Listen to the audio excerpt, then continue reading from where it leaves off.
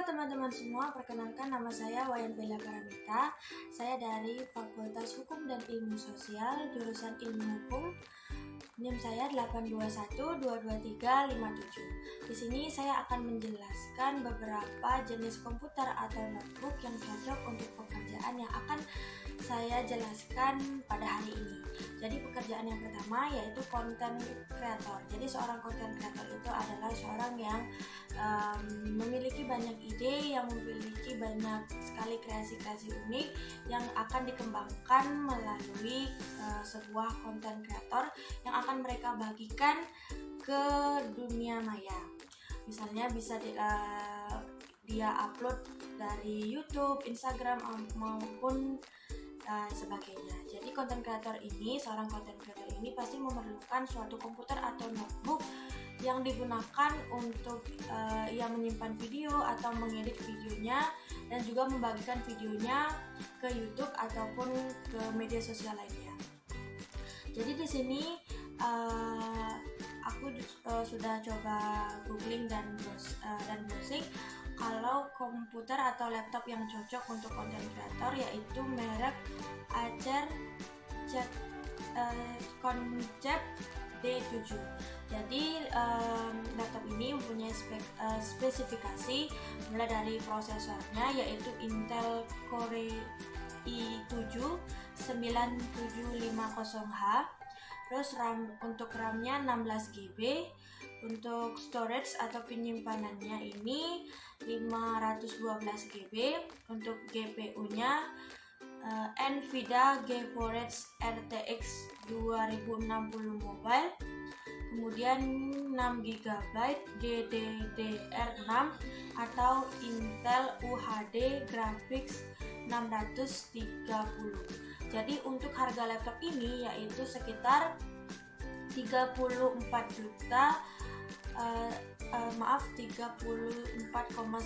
juta. Jadi kalau menurut saya laptop ini cukup mahal untuk sebuah laptop dari seperti laptop pada umumnya, karena ya laptop ini memang sangat cocok untuk seorang content creator dan juga penyimpanannya, storage-nya itu sangat besar dan RAM-nya juga lumayan besar untuk penyimpanannya. Jadi seorang content creator bisa menggunakan laptop ini untuk berkreasi dan bisa menyimpan beberapa video-video yang mungkin sudah diedit ataupun belum diedit.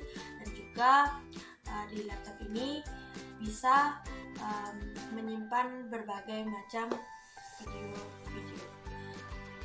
Untuk pekerjaan yang kedua, jadi untuk pekerjaan yang kedua yaitu tentang multimedia designer. Sebenarnya aku nggak tahu laptop atau komputer yang cocok itu untuk seorang desainer itu apa.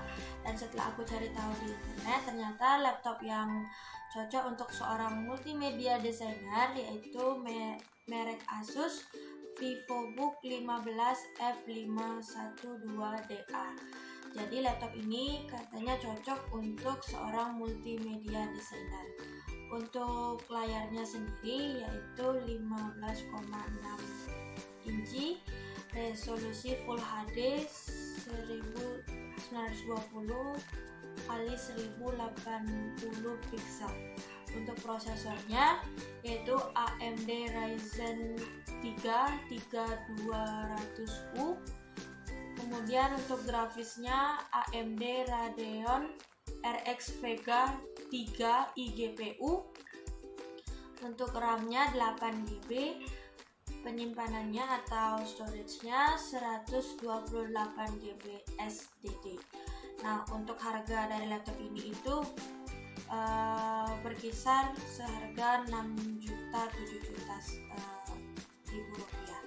Jadi setelah aku baca-baca, laptop ini memang cocok untuk seorang desainer karena laptop ini juga dia bisa menggambar pola-pola atau bahan-bahan yang akan dia jadikan suatu karya untuk pola desainnya. Jadi laptop ini juga bisa menyimpan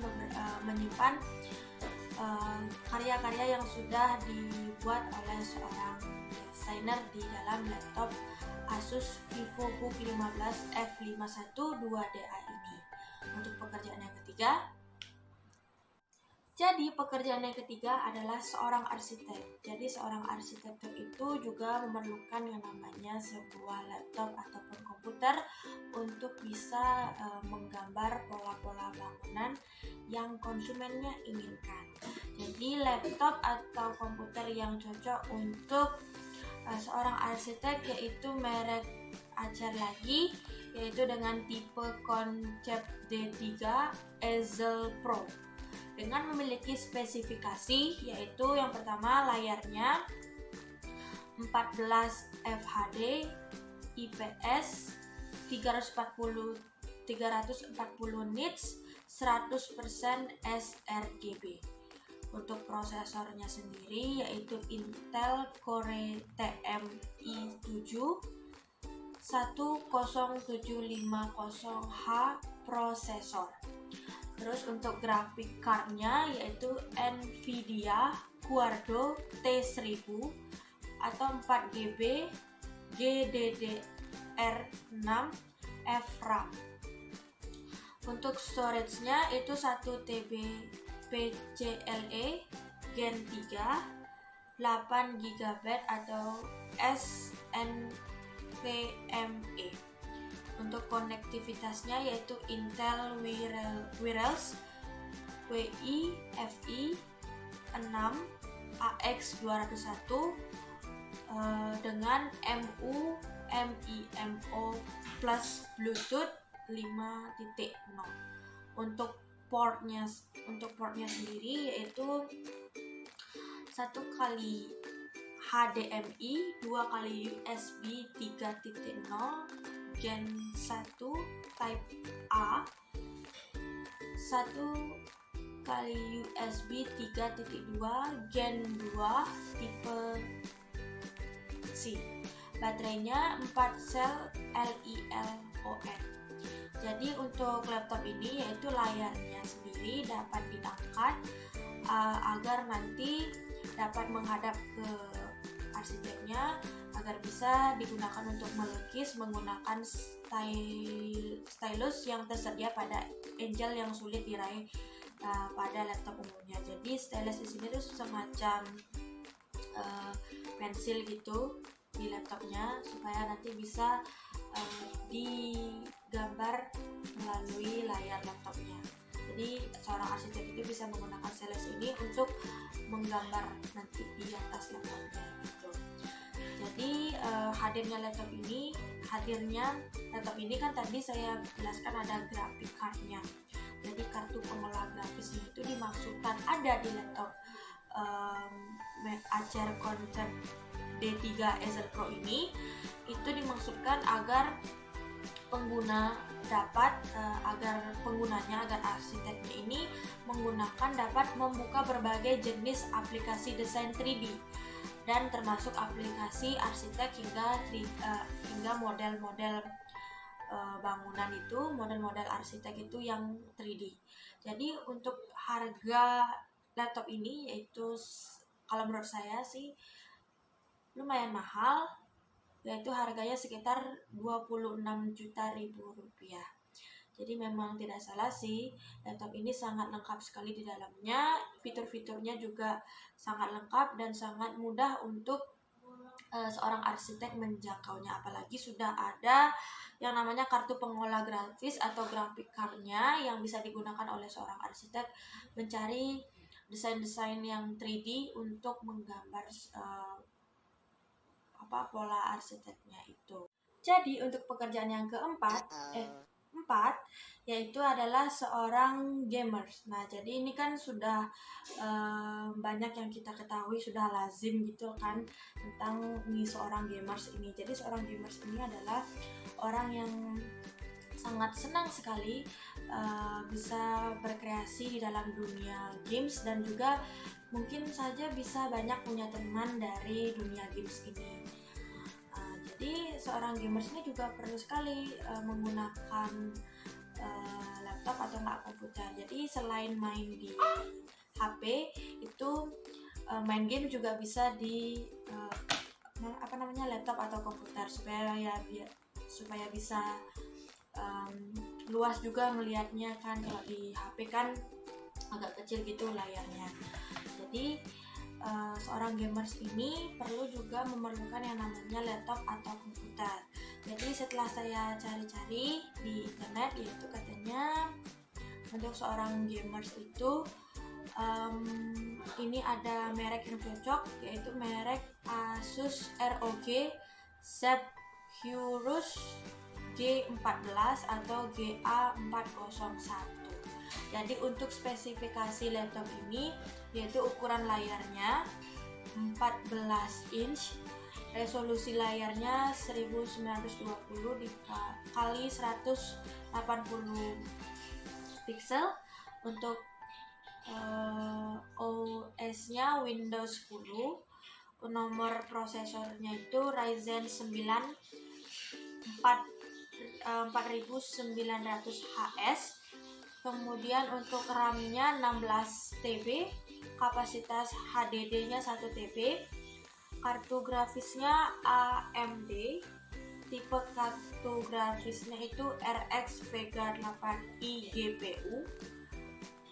Untuk grafik card memory size-nya, untuk ukuran kartu cardnya itu 6 GB, baterainya 4 Celsius 7,6 WHR.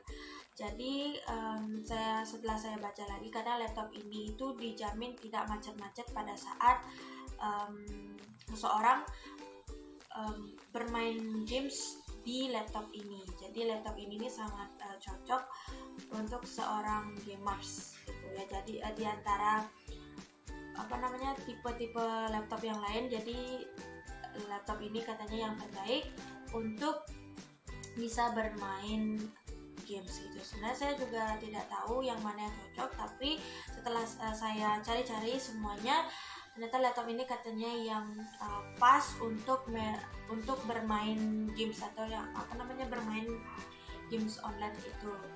Selain itu juga laptop ini bisa dibawa kemana-mana. Jadi ukurannya itu dia layarnya dan badan laptopnya itu tipis, jadi memudahkan, bisa dibawa ke mana-mana gitu. Jadi tidak berat-berat sekali untuk dibawa kemana-mana gitu. Untuk laptop merek Asus ROG Zephyrus 13 untuk merek laptop ini. Jadi untuk pekerjaan yang terakhir, yang kelima. Oke, next yang terakhir, ini the last one, pekerjaan yang kelima, yaitu tentang seorang akuntan. Jadi seorang akuntan itu adalah seorang yang bergerak di bidang ilmu akuntansi, yaitu hitung-hitungan gitu. Dan juga mahasiswa yang menjalani proses pembelajaran atau memilih jurusan ilmu akuntansi cocok banget nih milih laptop merek ini. Jadi di sini saya cari lagi untuk pekerjaan seorang akuntan, yaitu laptop yang direkomendasikan adalah laptop merek HP 14-AN002AX. Jadi untuk spesifikasinya sendiri, yaitu prosesornya AMD A8 7410, kecepatannya 2.2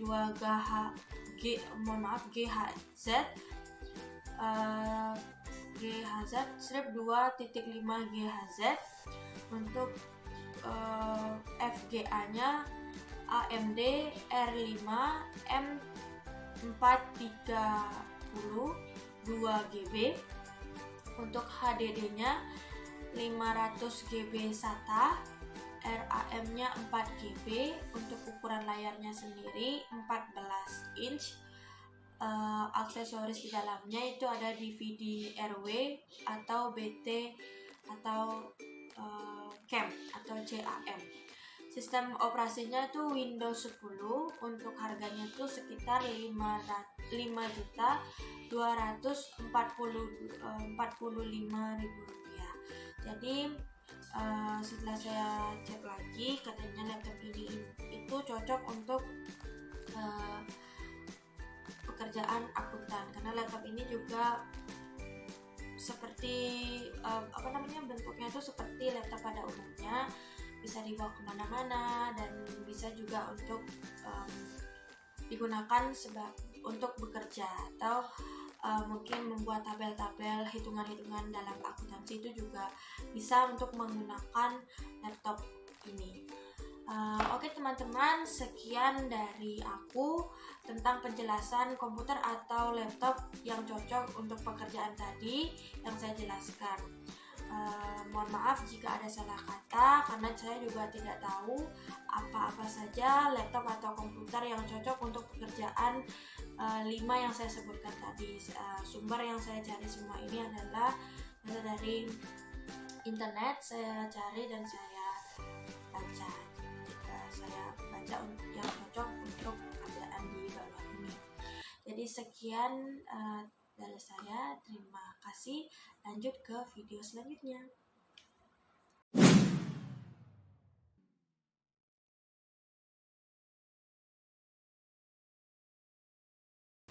Halo semua, perkenalkan aku Ayu Listia. Aku di sini mau ngejelasin tentang prosesor Intel dan AMD. Untuk itu simak ya penjelasan aku. Nah, generasi dari urutan prosesor Intel itu ada yang pertama Intel 4004, Intel 8008, Intel 8080, Intel 8085, Intel 8088, Intel 286, Intel 386. Selanjutnya ada Intel 463. Selanjutnya ada Intel Pentium, Intel Pentium Pro, Intel Pentium 2, Intel Celeron, Intel Pentium 3, Intel Pentium 4, Intel Xeon, Intel Pentium M, Intel Core Solo N Duo, Intel Core 2, Intel Atom, Intel Core i7, Intel Core i5, Intel Core i3, dan Intel Core i9 yang paling terbaru. Untuk penjelasannya, simak video sebelah.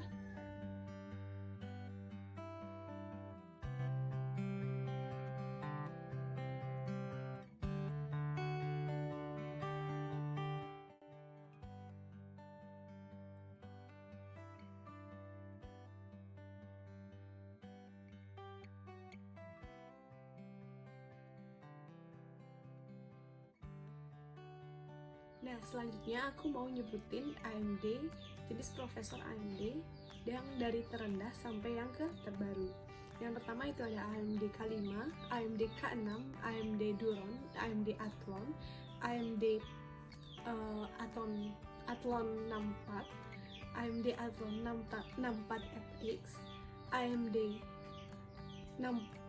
Sempron, AMD 64X2, Dual Core, AMD Opteron, AMD Phenom, AMD APU FM yang terdiri dari yang ada tingkatannya yaitu AMD APU FM, Llano, dan Trinity.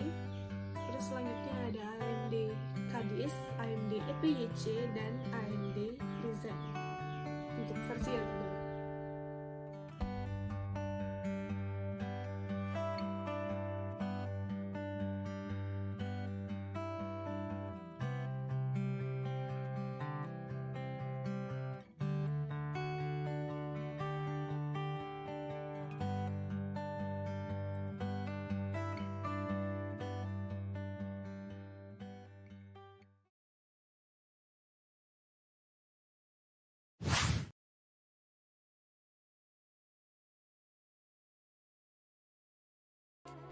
Hai, perkenalkan nama saya Milo Redita Amanda Putri dengan NIM 821223338. Di sini saya akan menjelaskan soal dari nomor 3 dan nomor 4. Yang pertama, soal yang nomor 3, sebutkan dan jelaskan ada berapa jenis RAM yang ada di pasaran untuk kategori PC, server, dan notebook. Dalam sebuah laptop maupun desktop, RAM merupakan salah satu komponen yang sangat vital. Fungsi RAM ini sendiri memproses data yang masuk secara beragam ke memori. Semakin besar RAM yang dipasang, semakin cepat komputer bekerja. Selain itu, RAM juga memiliki jenis yang beragam.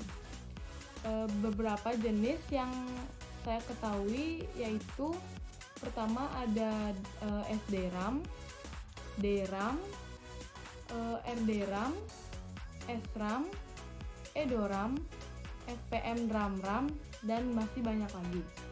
Bagi yang belum tahu kepanjangan RAM adalah Random Access Memory. Nah, dokumen yang diketik akan tersimpan di memori RAM. Berikut penjelasan mengenai jenis-jenis RAM yang saya sebutkan tadi. Yang pertama ada DRAM. Jenis RAM ini merupakan memori semi konduktor yang memerlukan kapasitor sebagai tumpuan untuk menyegarkan data yang ada di dalamnya. RAM ini memiliki kecepatan yang lebih tinggi dibanding EDORAM, namun lebih rendah dibandingkan SRAM. DRAM ini memiliki frekuensi kerja yang bervariasi antara 4,7 MHz hingga 40 MHz. Yang kedua ada SDRAM. RAM ini memiliki kecepatan cukup tinggi dibandingkan jenis-jenis RAM lainnya, yakni kecepatan 100 sampai 133 MHz. RAM ini banyak digunakan pada tahun 1996 hingga tahun 2003 dan merupakan jenis RAM yang memiliki 168 pin saluran transfer data. Yang ketiga ada RDRAM. RAM ini diperkenalkan pada tahun 1995 dengan kecepatan 600 Mbps per second.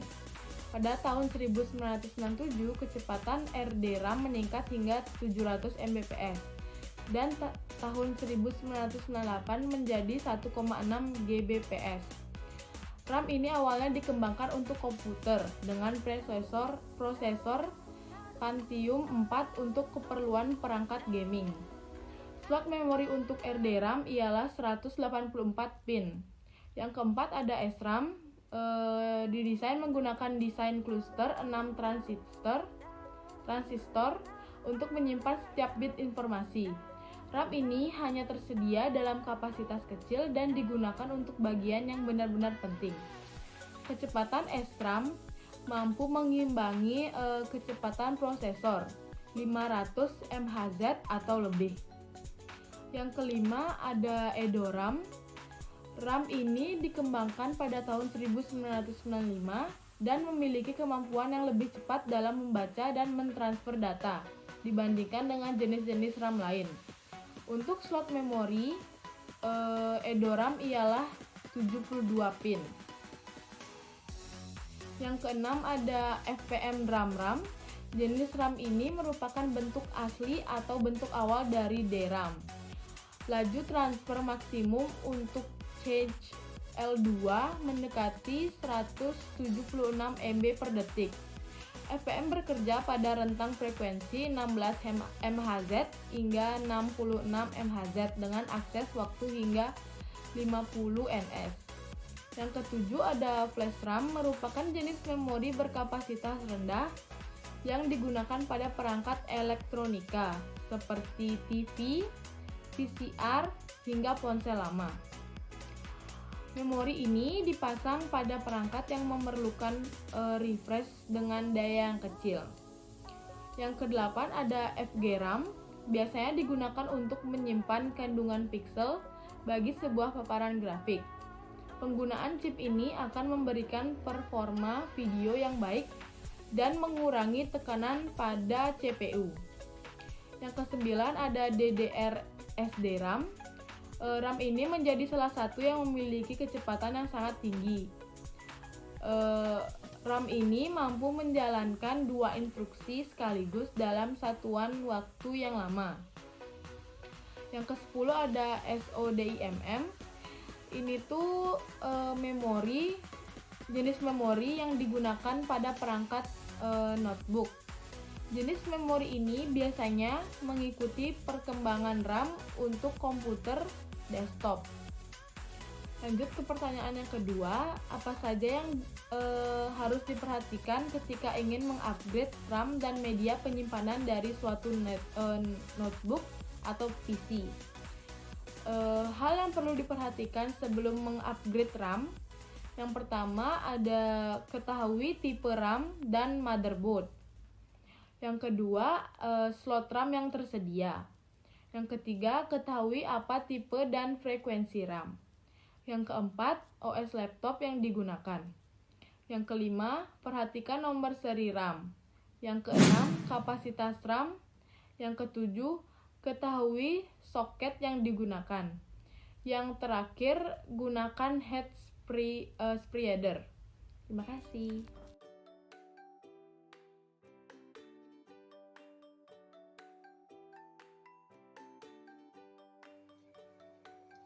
Halo, perkenalkan nama saya Jessica Salonika dengan NIM 8212234. Hari ini saya akan menjelaskan tentang media penyimpanan data atau hard drive dari generasi pertama hingga generasi saat ini. Yang pertama ada punch card. Punch card merupakan selembar kertas kaku yang berisi perintah untuk mengendalikan mesin otomatis atau data untuk aplikasi pengolahan data.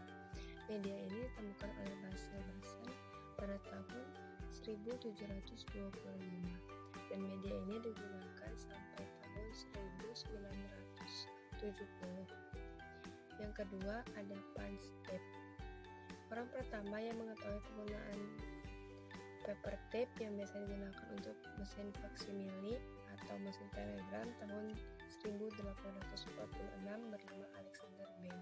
Setiap baris tape menampilkan satu karakter, tetapi karena kita bisa melipatnya dengan mudah, maka media ini dapat menyimpan data lebih banyak dibandingkan punch card. Yang ketiga ada seletron tube. Pada tahun 1946, RCA mulai mengembangkan seletron tube yang merupakan awal format memori komputer. Perangkat ini berukuran 10 inci dan dapat menyimpan data sebanyak 4096 bits. Tetapi harga satu buah seletron tube ini sangat mahal, jadi umurnya pun pendek di pasaran. Yang keempat ada magnetic tape. Media penyimpanan ini telah digunakan pertama kali oleh IBM untuk menyimpan data pada tahun 1950-an. Sebuah roll magnetic tape dapat menyimpan setara dengan 10.000 punch card. Fenomena ini sangat populer sebagai penyimpanan data komputer hingga pertengahan tahun 1980-an. Yang kelima ada compact cassette. Compact cassette merupakan salah satu bagian dari magnetic tape. Media penyimpanan ini dikenalkan pertama kali oleh Philips pada tahun 1963. Namun tidak sampai 1970 sudah menjadi populer. Komputer-komputer seperti ZX Spectrum dan Amstrad CPC menggunakan compact cassette atau yang lebih sering disebut dengan kaset ini untuk menyimpan data. Yang keenam ada magnetic drum. Magnetic drum memiliki panjang 16 inch yang bekerja 12.500 putaran per menit. Media penyimpanan jenis ini digunakan pada tahun 1950-an sampai 1960-an. Yang ketujuh ada disket. Disket ini diperkenalkan tahun 1969. Media ini hanya bisa membaca saja atau sering dikenal dengan istilah read only. Maksudnya ialah jika data tersimpan, data tidak lagi dapat dimodifikasi atau dihapus dari floppy disk ini. Yang kesembilan ada hard drive. Ini merupakan hard disk drive yang pertama kali dibuat. Hard drive pertama kali dibuat dan diproduksi oleh perusahaan IBM pada tahun 1956. Yang ke-10 ada hard disk. Hard drive pertama yang berkapasitas 500 GB adalah Hitachi Desktop. Hard drive Hitachi ini setara dengan 120.000 hard drive pertama di dunia.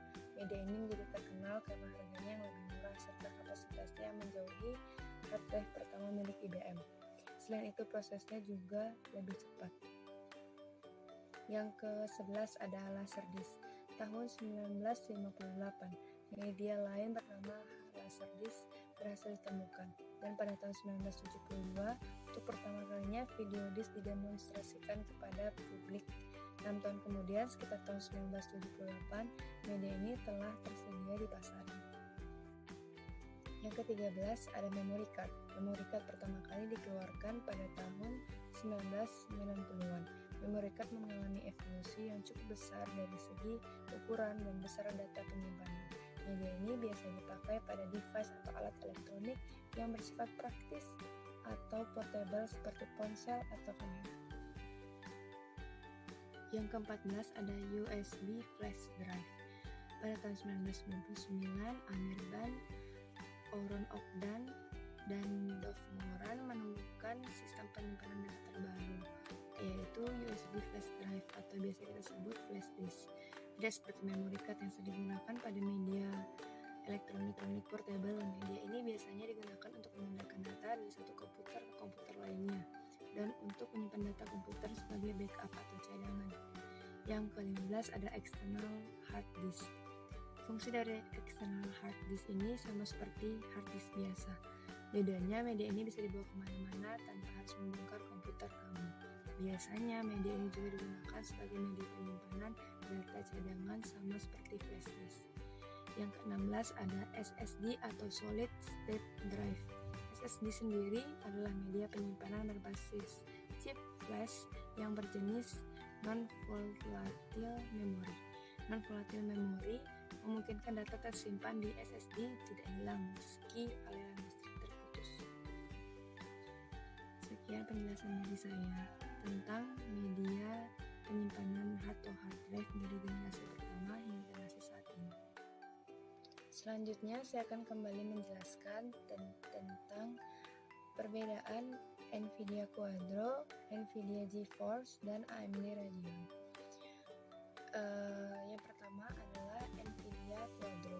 Lebih dominan digunakan untuk keperluan komputer kerja atau biasa kita sebut workstation.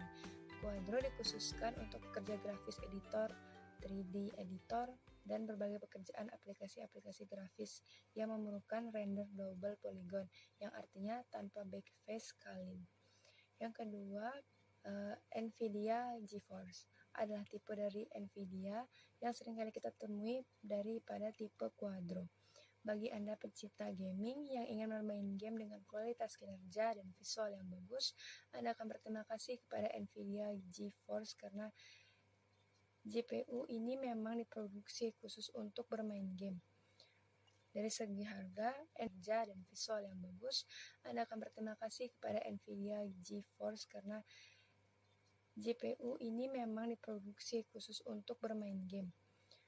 Dari segi harga, NVIDIA GeForce memiliki harga yang lebih murah dikarenakan GPU ini hanya dikhususkan untuk gaming. Yang ketiga ada AMD Radeon. Adalah gerakan untuk membuka potensi penuh pengalaman gaming AMD yang dirancang untuk menghadirkan permainan yang responsif, visual yang hidup, dan pengalaman lengkap bagi para gamer. Sekian dari penjelasan saya, terima kasih. Dan selanjutnya apa sih itu perbedaannya dari Intel Core i9 dengan AMD Ryzen 9? Nah, untuk spesifikasinya secara umum aku jelasin di sini.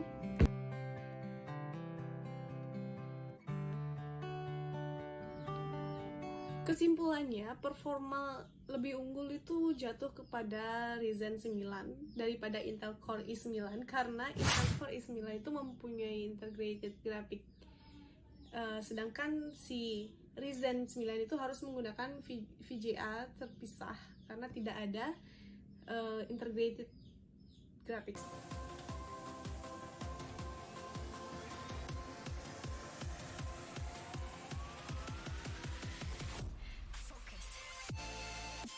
Halo, kenalin aku Nikada Yulan Nanti, biasa dipanggil Lili, dengan NIM 821 D2341 dan Fakultas Hukum dan Ilmu Sosial jurusan Ilmu Hukum. Di sini aku akan memberikan pertanyaan nomor 8 dan nomor 9. Pertanyaan nomor 8 itu, apa keunggulan dari teknologi USB terbaru dengan pendahulunya? Lalu apa perbandingannya dengan Thunderbolt, VGA, dan HDMI? Jadi yang pertama, teknologi USB pendahulunya itu ada 5. yaitu USB standar tipe A, USB standar tipe B, mini USB, micro USB tipe A, dan yang terakhir micro USB tipe B. Jadi tipe USB yang terbaru itu adalah USB tipe C, yaitu dia tuh punya banyak banget keunggulan dari yang aku searching daripada USB sebelumnya yang udah aku sebutin. Keunggulan USB tipe C yang pertama itu adalah pengisian dayanya lebih cepat atau biasa disebut sebagai fast charging. USB tipe C ini memiliki spesifikasi daya sebesar 100 watt dan di dalamnya terdapat 24 pin kecil. Selain itu, USB tipe C ini mampu dialiri arus listrik yang lebih besar dengan daya sebesar 20 volt dan 5 ampere, di mana jenis USB micro hanya mampu dialiri arus listrik yang terbatas yaitu 5 volt dan 1,8 ampere. Lalu yang kedua, transfer data itu lebih cepat. Kemampuan transfer data pada jenis USB tipe C ini sebesar 10 Gbps. Tentu kemampuan transfer data ini sangat menarik bagi banyak orang, mengingat penggunaan data saat ini semakin memiliki ukuran yang sangat besar, dan dengan transfer data yang lebih cepat tentunya dapat menghemat waktu dalam memindahkan berbagai file. Lalu yang ketiga, desain yang reversible. Maksudnya, jenis USB ini dapat dipasang ke perangkat dengan berbagai posisi, atau gampangnya itu bisa di atas atau di bawah. Tidak ada celah itu.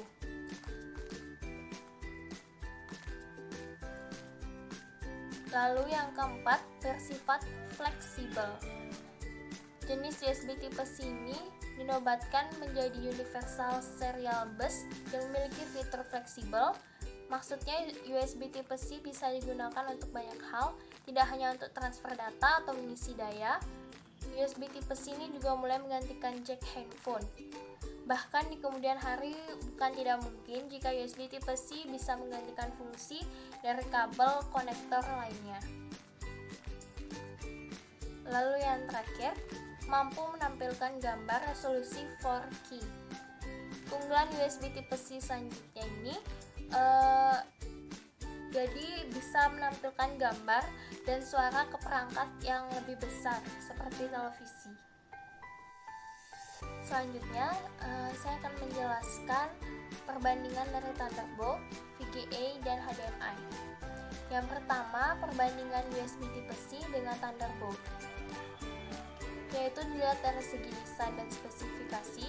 USB-C memiliki spesifikasi konektor terbaru yang akan menggantikan USB biasa di masa depan. Oleh karena itu, USB-C memiliki port yang sama persis dengan port masa kini, seperti Thunderbolt 3, yang memiliki desain yang kecil dan dapat dipakai untuk standar konektor apa saja. Karena fleksibilitas inilah, Thunderbolt 3 mengambil spesifikasi konektor yang sama dengan USB-C. Alhasil, Thunderbolt 3 dapat dicolokkan langsung ke USB-C. Namun, perlu untuk diingat bahwa port Thunderbolt 3 dapat support konektor USB-C dan perangkat USB-C lainnya, sedangkan port USB-C tidak support semua konektor khususnya dari Thunderbolt. Dari segi kecepatan, USB-C dan Thunderbolt 3 ini memiliki kecepatan transfer data yang berbeda-beda. USB-C mempunyai kecepatan transfer data hingga 10 Gbps, sedangkan Thunderbolt 3 dapat menghantarkan data dengan sangat-sangat cepat, yaitu dengan kecepatan hingga 40 Gbps.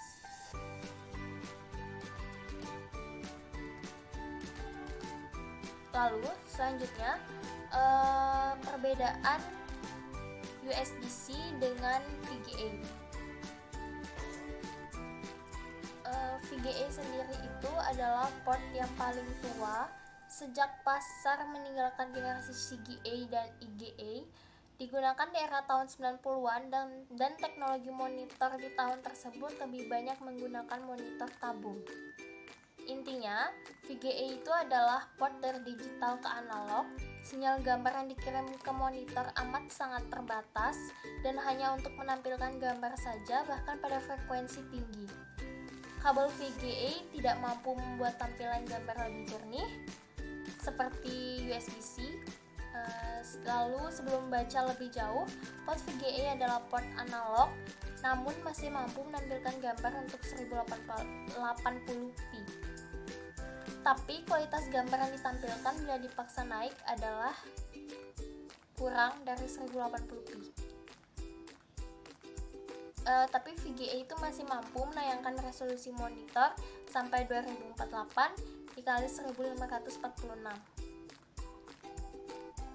Lalu selanjutnya adalah perbandingan USB dengan HDMI.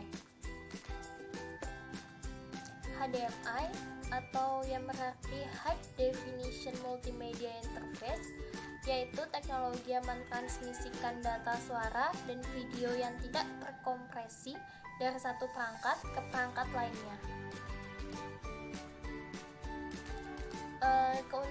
Jadi perbandingannya dengan USB tipe C itu adalah koneksi USB itu memungkinkan pengguna untuk menghubungkan perangkat definisi tinggi seperti televisi, konsol game pemutar media, dan komputer. Sedangkan koneksi HDMI mentransfer data suara dan video sehingga konsumen tidak lagi perlu menggunakan banyak kabel untuk setiap jenis data. Terlebih lagi, konsumen mengharapkan kualitas digital yang lebih baik ketika mereka menggunakan teknologi HDMI.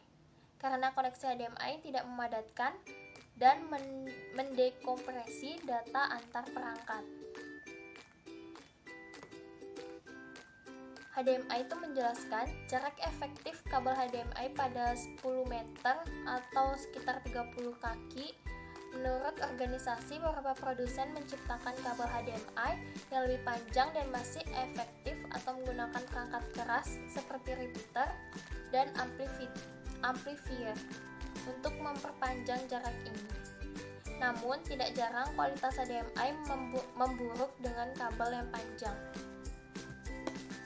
Baik, mungkin segitu saja penjelasan dari perbandingan USB tipe C dengan Thunderbolt, VGA, dan HDMI. Oke, selanjutnya aku akan menjawab pertanyaan terakhir, yaitu pertanyaan nomor 9. Berikan pendapat kita mengenai apa saja yang perlu diperhatikan ketika kita memilih smartphone. Jadi pendapat aku, kalau aku lagi milih smartphone itu aku pasti lihat dari RAM-nya, karena kita juga banyak data dan file yang kita butuhin, jadi RAM besar itu sangat kita benar-benar butuhkan agar tidak menghambat penggunaan. Lalu kedua, aku juga selalu melihat dari penyimpanan memori, entah itu dari foto atau video-video. Itu apalagi kita suka foto-foto, itu pasti dilihat banget penyimpanan memorinya, dan dari aplikasi juga, aplikasi-aplikasi yang sedang kita butuhkan. Jadi kalau misalkan penyimpanan kita besar, kita nggak perlu khawatir lagi untuk download aplikasi apapun yang benar-benar urgent banget. Terus yang ketiga yang biasanya aku lihat saat memilih smartphone itu dari kamera. Kamera itu menurutku paling penting, apalagi zaman sekarang anak-anak itu pasti suka foto-foto kayak gitu, kayak nyari video gitu. Kameranya harus benar-benar jernih supaya mendapatkan foto dan video yang diinginkan. Dan mungkin buat yang jobless, yang pekerjaannya itu sebagai content creator dan selebgram, itu pasti sangat memperhatikan dari kameranya. Oke, itu aja pertanyaan yang aku jawab, dan segitu aja informasi yang bisa aku berikan. Sekian, terima kasih.